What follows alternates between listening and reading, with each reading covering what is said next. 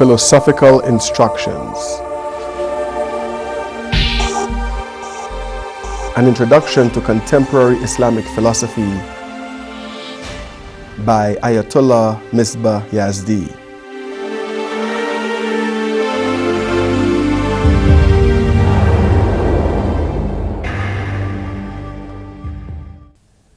Instructor Dr. Muhammad Ali Shomali.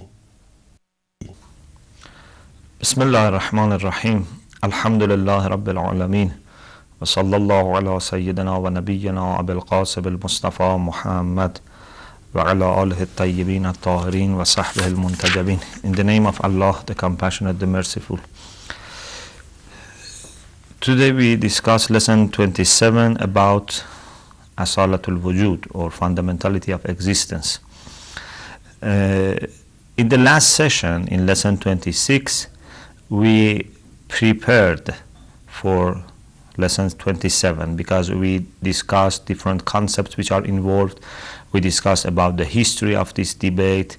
We also talked about the benefits or outcomes of this debate. So you are already familiar with this important issue. Now we want to go into the core of the problem and to see what are the arguments that have been put forward in support of the idea of Asalatul Wujud. Before I start mentioning those arguments, I would like to say that there have been some people who have believed that the idea of fundamentality of existence or Asalatul Wujud is self-evident, is obvious. So there is no need for proof or for argumentation. As soon as someone fully grasps the point, the problem, the issue, and has the acquaintance with the subject, automatically he would be prepared to accept and admit the fundamentality of existence. So these people say that there may be some people who have disagreed with Asalatul Wujud and those who support Asalatul Wujud, but these people who have disagreed had some problem in understanding the subject. They had different understanding, different notion of the subject. So what they have refuted, what they have rejected, is not what the supporters of Asalatul Wujud have been claiming. So for these people, there is no need to argue for Asalatul Wujud. So whatever argument has been put forward, according to these people, it's not a real argument. It's just a sort of alert, a sort of, I could say, notification, a sort of reminder. You remind people what they themselves know. But according to some people, these are real arguments. In any case, what we hope is that by mentioning these arguments, at the end you will easily accept that existence is fundamental and mahiyya or quiddity or whatness is something which comes second in order. It's not fundamental. The first argument which has been mentioned here is that whenever we consider a concept such as man, human being, which is a mahiyya, we see that this concept by no means imply existence, implies reality. You may have man, human being, al-insan, and then this al-insan may exist or may not exist. There is nothing that forces you to imagine that whenever you talk about human being must exist. There are many cases of human beings that do not exist.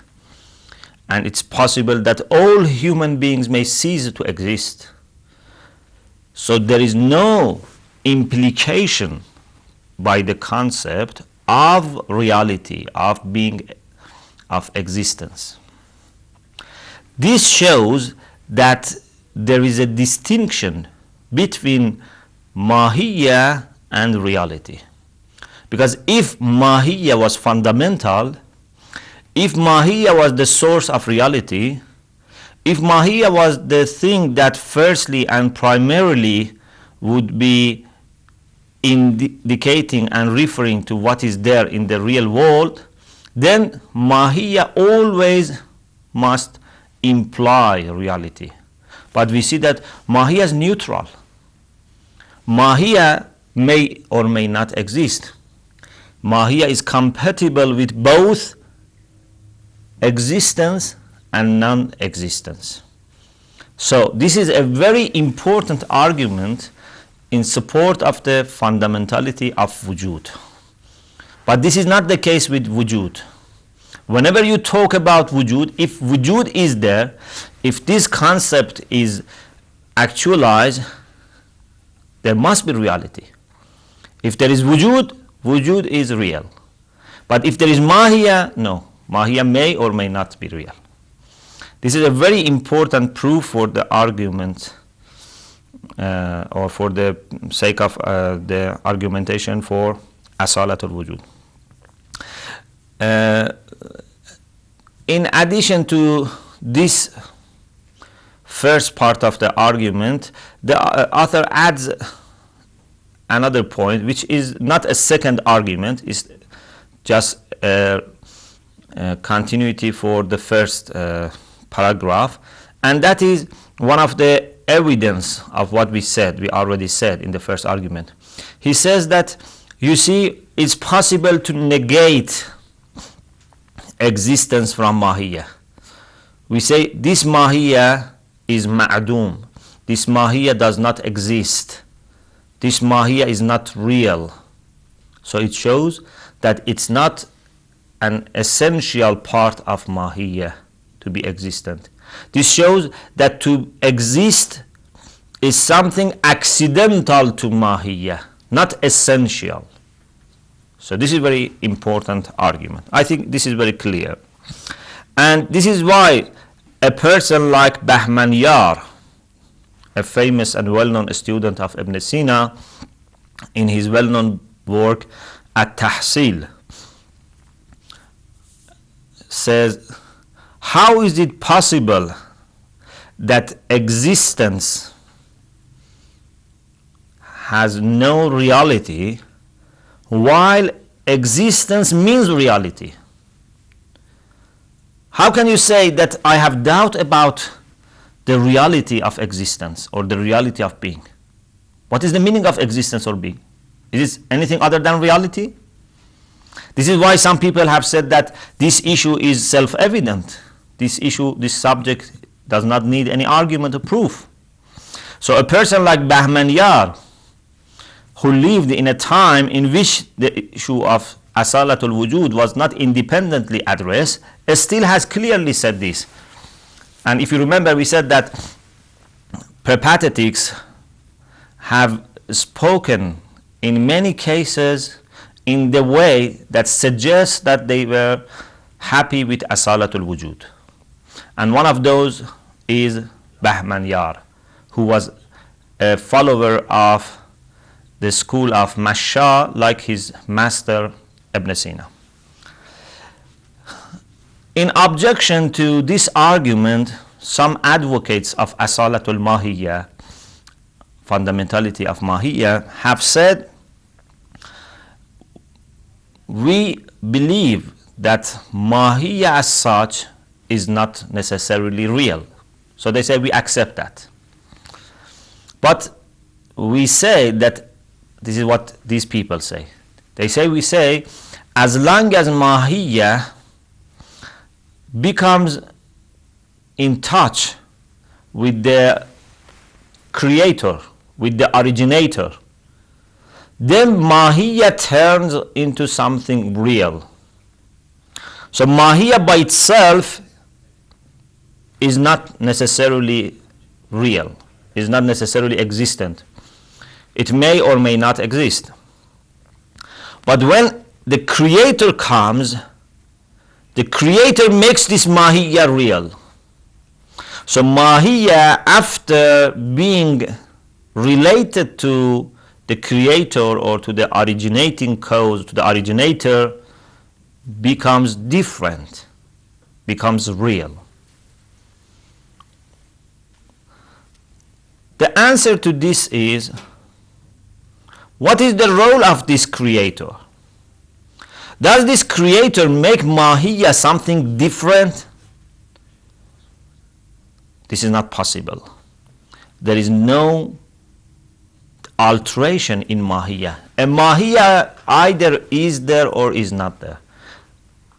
You cannot change the mahiyya of human being. If you change the mahiyya of human being, so it's no longer a human being. This is why Muslim philosophers have always been saying that there is no alteration in mahiyya. They call it al-inqilab fil mahiyya, which means alteration. Inqilab doesn't mean evolution here. There is no alteration in mahiyya. There is no change in mahiyya. Mahiyya either is there or not there. Either this is a human being or is not. Either this is a horse or not. Either this is a cow or not. If there is a mahiyya, this mahiyya by no means necessarily is existent. It is true that the creator can give existence to this mahiyya, but the mahiyya has not changed. It is the addition of existence to this mahiyya that gives us a real thing. So, in other words, what you have said is in support of asalat al-wujud, because you say that mahiyya by itself is not real. When it is related to the originating cause, it becomes real. What does it mean? It means that mahiyya is not real, and when the originator cause creates existence, then it becomes real. So this is a good argument in support of asalat al-wujud, not in support of asalat al-mahiyya. The second argument for asalat al-wujud is, whenever we talk about this dual aspect of a reality, al-wujud wal-mahiyya, existence and quiddity, or existence and whatness, we must know that it is only in the conceptual knowledge, in the acquired knowledge, in al-ilm al-husuli, that this distinction exists. Whenever we have a conceptual knowledge of something, so as we said, we distinguish between its mahiyya and its reality. But whenever we have knowledge by presence, al-ilm al-huduri, whenever we have knowledge by presence, there is no distinction. Concepts are not involved. There is only one reality. For example, when I feel happiness, when I feel joy, or when I feel fear, when I feel, for example, despair, these things that we feel or I feel are real and are single and are simple, and I cannot distinguish between two different concepts in them. Yes, later when I want to have a conceptual knowledge of that, I put it in a propositional form, and then I say my fear exists, then I have a concept like fear and a concept like existence, different from each other. But when I'm still involved in knowledge by presence, it's just a feeling, a simple feeling of fear, for example. And that is reality. That is existence. That is not concept of existence and concept of mahiyya. So this is also a very good argument in support of asalat al-wujud, that whenever we have chance to feel something directly, immediately, through knowledge by presence, we have no distinction between wujud and mahiyya. It's just pure reality. And this is something that helps us to understand that whenever we have also al-ilm al-husuli, or conceptual knowledge, there must be the same thing. And that is the existence, or the reality is the real one. Because we cannot say that sometimes Mahiyya is real and sometimes Wujud is real. There is no such a view. Either Mahiyya is real or Wujud is real.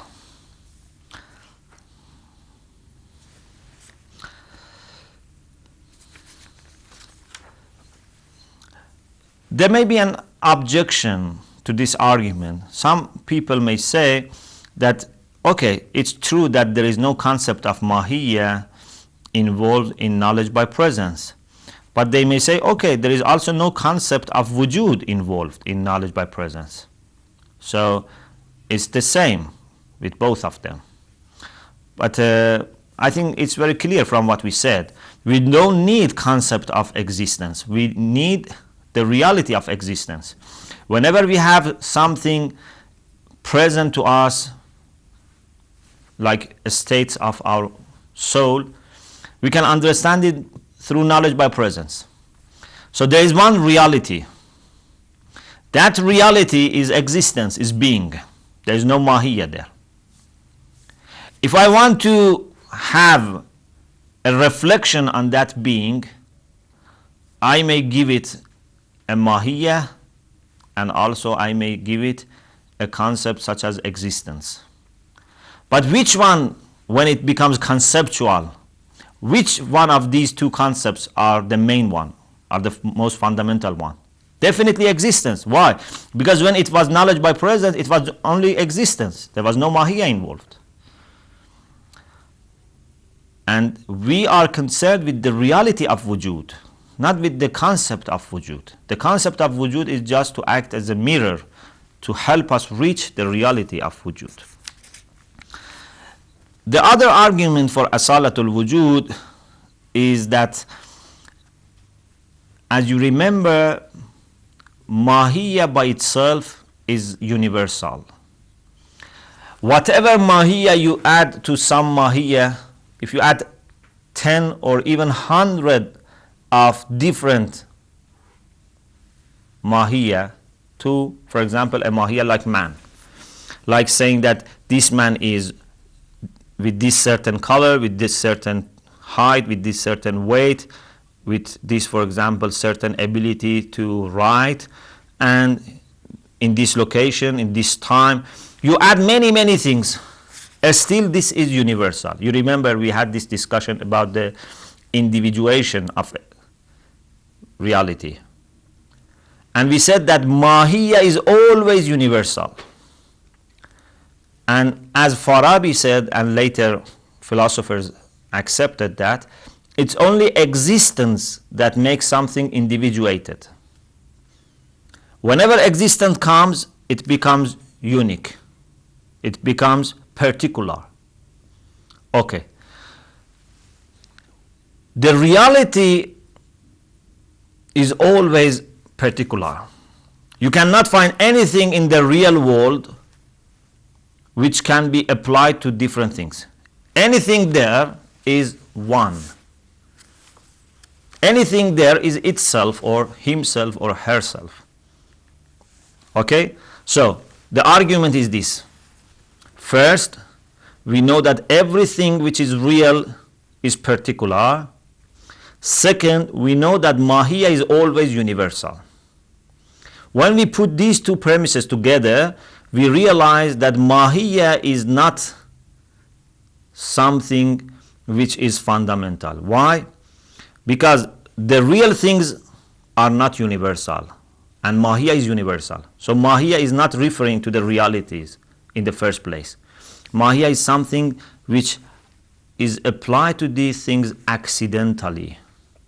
It's existence which is referring to the realities of these things. So this is also a clear argument. And the last argument that we have here, which is a theological argument, and this argument needs some presuppositions, some assumptions, because it's based about an idea regarding Allah subhanahu wa ta'ala or regarding wajibul wujud, necessary being. But since both advocates of asalatul wujud and advocates of asalatul mahiyya accept this argument, so we can use it. Because all Muslim philosophers believe that Allah subhanahu wa ta'ala has no mahiyya in this sense, in whatness. Because mahiyya here in this sense, if you remember yesterday in the last session, we talked about two different meanings of mahiyya. One general sense and second a narrow sense. In broader sense or more general sense, mahiyya is just referring to something that constitutes identity of something. But in the second sense, it refers to the limits of being. And Allah subhanahu wa ta'ala has no limit. So mahiyya is only for contingent beings. Allah has no mahiyya. Okay, this is what everyone accepts. Okay, if mahiyya were real, if mahiyya were fundamental, then Allah subhanahu wa ta'ala, who has no mahiyya, would not become real. And we know that He is the source of all reality. He is the most real. So we must say that existence is fundamental. And Allah subhanahu wa ta'ala has existence, and every other being has existence. So existence is the most fundamental, not mahiyya. Mahiyya may be there like contingent beings, like limited beings. And mahiyya may not be there like the necessary being, like Allah subhanahu wa ta'ala. Okay. At the end we have two questions. And we should refer to these two questions. One is about metaphor, philosophical metaphor. Please be very careful, it's a bit complicated, sophisticated.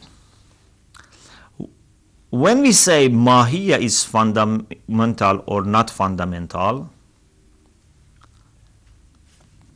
if you say that you are in favor of fundamentality of mahiyya, it means that what exists in the real world is something which is an individual by a sense of mahiyya. It means that it is mahiyya that primarily and firstly refers to the essence of that thing, to the reality of that thing, to the identity of that thing. But if you say that it's wujud, if you believe in fundamentality of wujud, it means that mahiyya is something secondary, something accidental. So, some people have said, we do not believe in asalatul wujud. Why?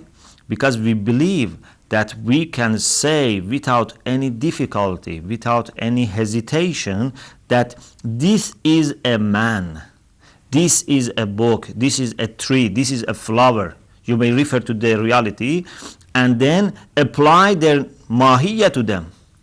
Of course, everything has its own mahiyya. If you refer to a person like, for example, Hassan, and say, he is a man, or this is a man. So to be man or to be human being, or you refer to Fatima and say, this is a human being, they say this is a real usage of the language. It's a real predication. It's a real proposition. So they say, because we can really say that this is a human being or this is a flower, so we must refute asalatul wujud. Because if asalatul wujud were true, it was wujud that could be applied to these things, not mahiyya. So this is the problem, this is the question, this is the objection on asalatul wujud. The answer is very clear. We should distinguish between philosophical inquiry, philosophical discussion, and linguistic discussion. Something in our ordinary way of speaking, in our language, may be real, but in the philosophical sense may not be real. Because whenever we talk, whenever we use a language, as an instrument to express ourselves and to communicate, we are not concerned with the details of philosophical discussions. Something that every human being, an average person can understand. It's not the job of grammar, it's not the job of linguistic to decide whether wujud is real or mahiyya. In language you have usually some expansion, usually you have some, I could say, facility to talk in the way that people understand you. You may say something which is not in the philosophical sense accurate or exact, but in the linguistic sense it's accepted. Because we cannot say that you must first become a philosopher, then you can speak. No, people need to speak, even a child needs to speak. And languages also are different. Some languages are more intellectually oriented, some languages are more emotionally oriented. Languages are also different. What is important is that whenever, please be very careful about this, whenever I refer to, for example, a human being, and I say, this is a being, this is the first and primary way of referring to that thing. This is a being. And then accidentally, I can say this is a human being. Because to be a human being is to refer to the limits of that being. So first of all, that is a being, that is a reality, and secondarily, that has some limits, some boundaries. Mahiyya refers to the boundaries, not to the reality. Reality is there. If you remember the example of 3-4 pieces of paper, each in different figure. One, for example, as a triangle, another in the shape of square, another in shape of, for example, circle. The reality of those figures is the paper, the piece of paper. To be triangle is because of where that paper ends. So it just refers to the surrounding of that paper, to what the paper is not. Because when you say that this is a square, it means that the square is bound to finish here. It's only within those boundaries. Okay? So, when I say I believe in asalatul wujud, it means that to refer to something in the real world by using the concept of wujud is the best way and is the true philosophical way of referring to that thing. If I say that is a mahiyya, like for example, if I say that is a human being, or I refer to a flower and say that is, for example, a rose flower, that is philosophically a metaphor, not linguistically. Philosophically, you are applying something to that reality which is accidental to that reality. That reality is existence. Mahiyya is accidental for that. So this is very important. So we always must be very careful. We have been repeating this for many times. Please do not let language, do not let terms, do not let grammar preoccupy your mind. Language is very important, is an necessary instrument. Grammar is very important, but we cannot settle philosophical issues just by referring to grammar and to dictionaries. So this is very important point. Okay. two questions or two objections are here. First, again, is related to a linguistic point. Some people have said we cannot believe in asalatul wujud, because if we believe in asalatul wujud, it means that we must be able to say al-wujudu mawjudun. We must be able to say that existence is existent. Existence is existent. Al-wujud mawjudun. Okay, so you may say, what is wrong with that? They say the problem is that mawjud, existent, means that you have an essence which has this quality. For example, when you say something is, for example, sweet, it means that there is something there, and that is subjected to the quality of sweetness. So there must be two things. There's a duality. You need something and you need that quality.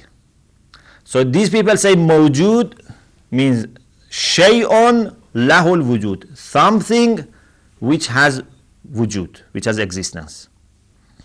Then they say, okay, if mawjud means shay'un lahul wujud, something which has existence, so I cannot say existence is something which has existence. Because if I say existence is something which has existence, then the question will be shifted to that thing and to that existence. If that thing and that existence also by themselves are real, then that existence is also something which has existence. And that existence also is something which has existence. So it will never end. So they conclude that we cannot say al-wujud mawjudun. We cannot say existence is existent. So we cannot believe in asalatul wujud. This is their argument. The answer is very clear. This is wholly based on what? On grammar, on syntax indeed. This is a linguistic point.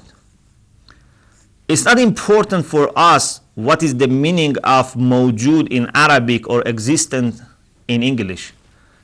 We must think about the idea.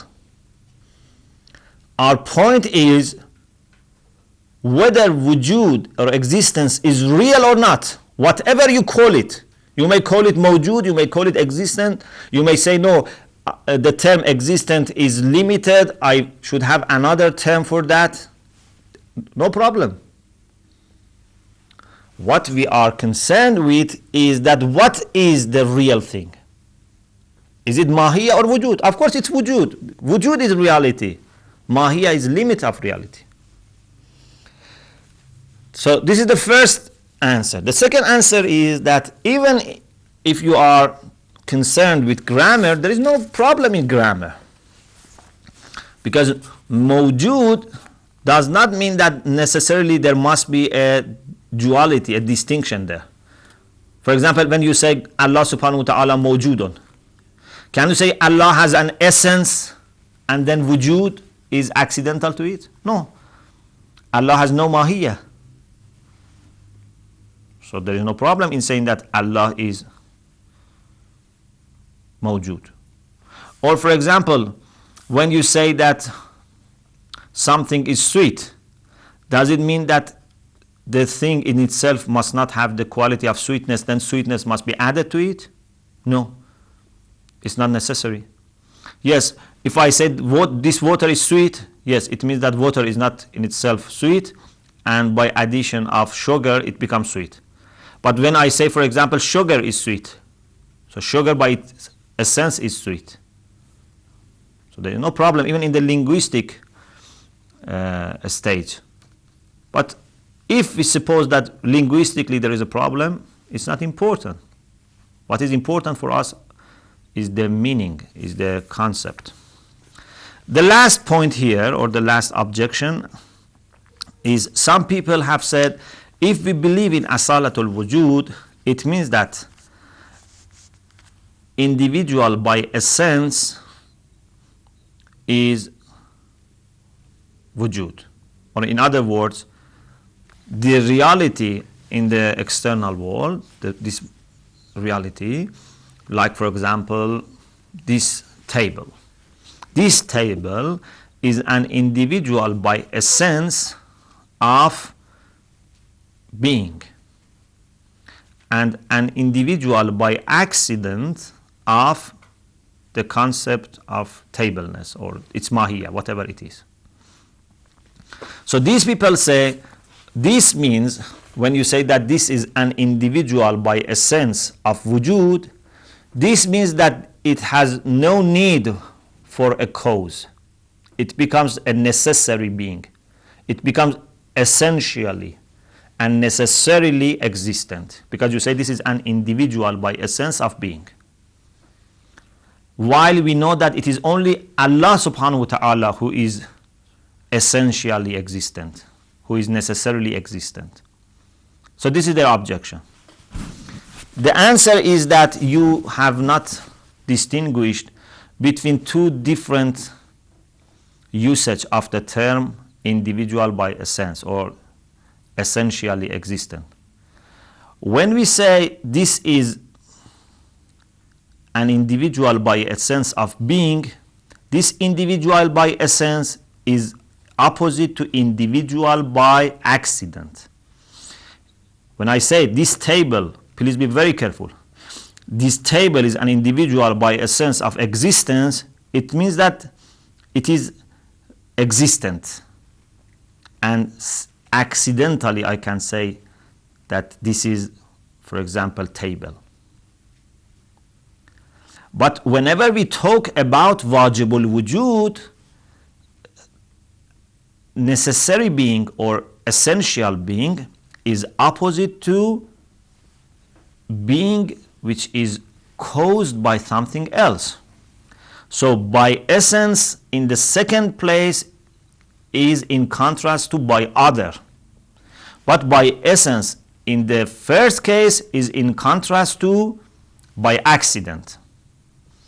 So sometimes I say al-wujud bizat, necessary here means that this is something, it's its own quality. This is opposite to something which has no quality like this, and it has only accidentally this quality.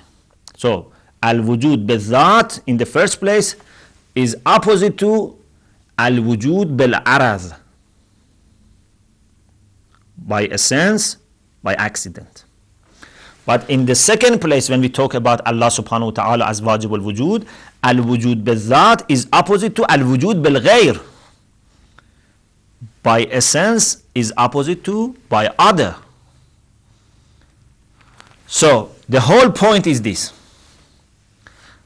This person or this table is real. So this is an individual by essence of existence. But whether this existence is wajibul wujud, is necessary existence, or contingent existence, mumkin al-wujud, is something else. It has nothing to do with that. So we shouldn't get confused. When we say this is al-wujud bizat, it's different from wajibul wujud bizat. Al-wujud bizat means it's not accidentally existent. It's essentially existent. But whether this existence, which is for that thing real, which is essentially for that, whether that existence it's a limited existence or unlimited, whether that is contingent or necessary, is something else. So in this way we finish this lesson, and inshallah in the next session we will start with lesson 28. وآخر دعوانا أن الحمد لله رب العالمين.